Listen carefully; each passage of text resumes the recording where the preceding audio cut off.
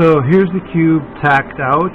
Okay, so you can see that you've got tacks.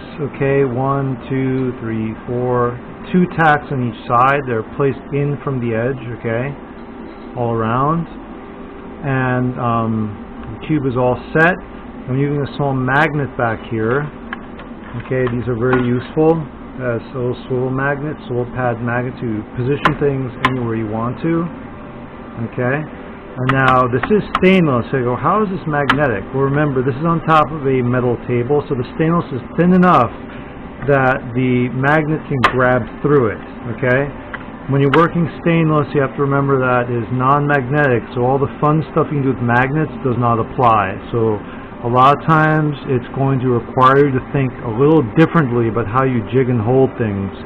If you're doing lots of stainless or titanium, which is non-magnetic, all those wonderful magnetic clamps and holders and everything else will not work, and it can be kind of challenging. So let's say I can't use this. Alright, so again, I've got the V-block.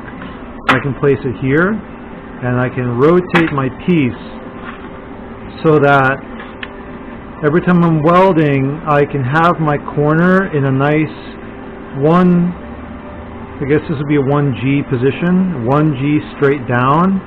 Really easy, really. So weld here, do my opposite side here, boom, and then keep flipping my cube to opposite sides, all in that 1G position. Okay, if I weld it like this, I'm welding from the side like that, and it's not the most comfortable and a little awkward. But if you can position it, even lean it against something like that, you know, just lean it up on a little piece of metal or wood or whatever, this makes your work a whole lot easier and much simpler. Now, something I didn't point out before is there's another reason why this cube has holes in it, okay? Not only is this for allowing the test rod to go through, but if you look through here, it gives you a really good view of your weld inside. You can see the back of your weld, so if you think your weld is good on the front side, look inside the cube, look at the back side, and you can actually see your penetration. Is it even all the way across? Do you have stops and starts because you were varying your heat too much? The hole allows you to see the inside of the weld. And when you're doing something like this, your inside weld should be completely perfect, ensuring you have a water and gas tight seal, okay? Otherwise you have to go inside of there and you have to weld on the inside, which is a real hassle. So that's what the hole gives you, and when you're welding the cube, use that, okay? Because I'll be looking. Look inside. What is the quality of the back side of your weld? What kind of penetration you got there? Because if it doesn't go all the way through and melt this side, you're not hot enough.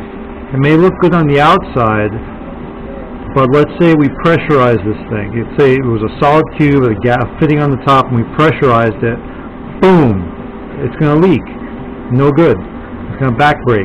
So you want to make sure your penetration on the back side of your weld in your corners is really good. And if it's not, you're going to go back over this and redo it till it's right.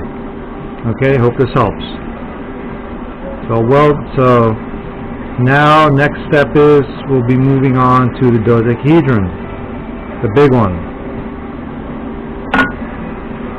So here are 2 cubes right there. This one, of course, I will grind this out and finish it, weld out and finish this. Will be 2 completed ones, and these will be in the classroom if you look at when we get back from